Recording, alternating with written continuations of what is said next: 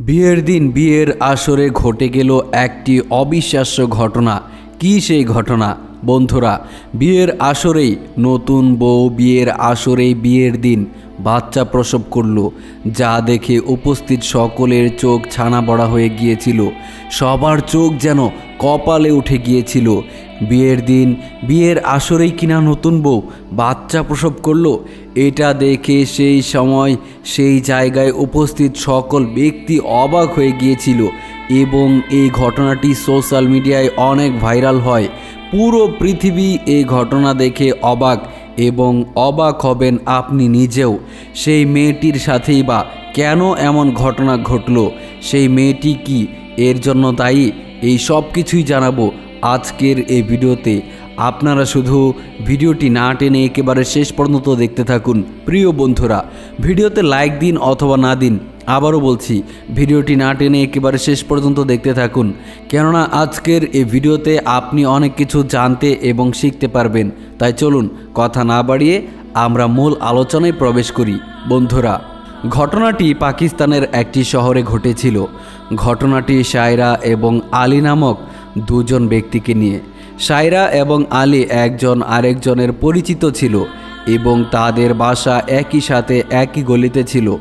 আলীর বাবা ছোটবেলা থেকেই সায়রার সঙ্গে আলীর বিয়ে ঠিক করে রেখেছিল।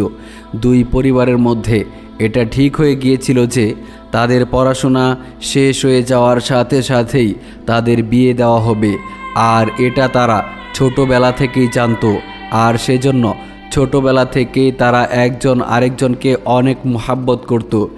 দেখতে দেখতে তারা দুজনই বড় হয়ে গেল, আর তারা দিন গুনতে থাকলো কবে তাদের পড়াশোনা শেষ হবে আর কখন সেই সময় আসবে যখন তারা একসাথে মিলিত হয়ে জীবন কাটাবে, বিয়ের বন্ধনে আবদ্ধ হবে।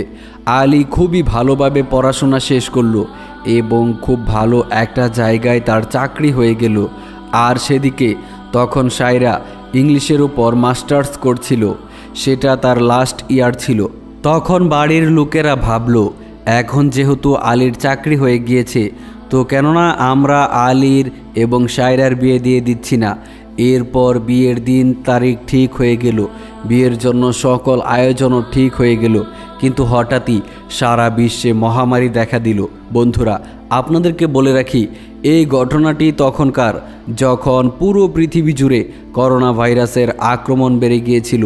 লকডাউন দিয়ে দেওয়া হলো, কিন্তু আলী চাচ্ছিল এরই মধ্যে বিয়েটা করে ফেলতে, কিন্তু পরিবারের লোকজন চাচ্ছিল ধুমধাম করে বিয়ের আয়োজন করতে, যেখানে দুই পরিবারের সকল লোকজন তো থাকবেই, সকল আত্মীয় স্বজনেরাও সেখানে উপস্থিত থাকবে। কিন্তু আলী তা মানছিল না, সে বিয়ে পিছাতে চাচ্ছিল না। শেষমেশ ঠিক হলো বিয়ে পরে হবে, কিন্তু আংটি পরিয়ে রাখা হবে। এভাবে আংটি পরানোর কার্যক্রম শেষ হলো।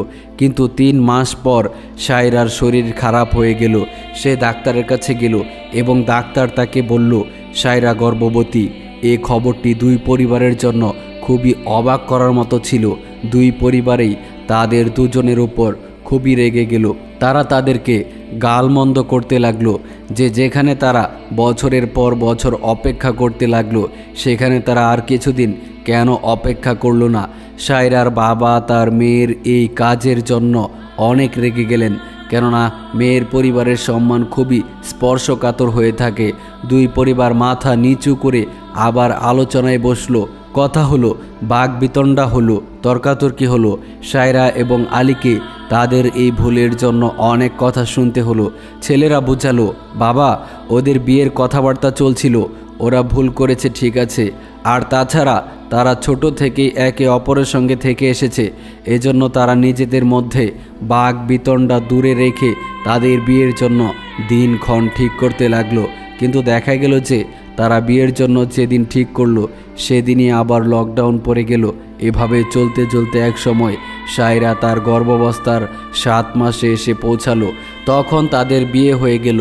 সবাই তখন জানতো যে বাচ্চার জন্ম নিতে আরও 2-3 মাস বাকি, কিন্তু পরিবারের লোকজন সবার কাছ থেকে যা লুকাতে চেয়েছিল তা সবার সামনে চলে এলো।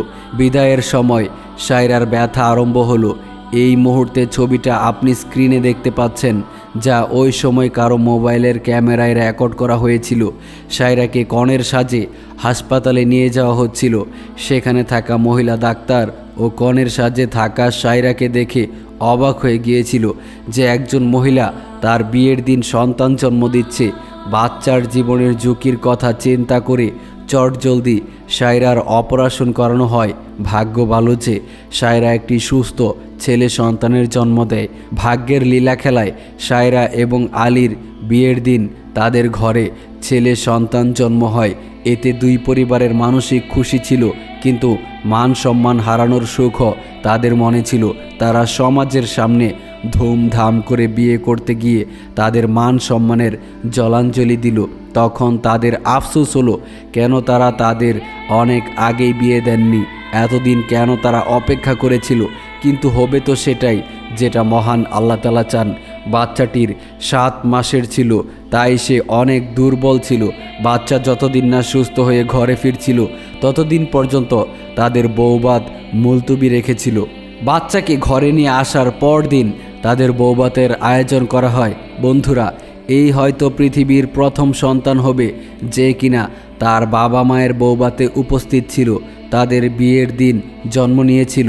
বন্ধুরা, পৃথিবীতে এমন অবিশ্বাস্য ঘটনায় ভরপুর। কোথাও কষ্টের অবিশ্বাস্য কাহিনী রয়েছে তো কোথাও সুখের কাহিনী রয়েছে। কোনোটা প্রকাশ পাচ্ছে, আবার কোনোটা গোপনই রয়ে যাচ্ছে।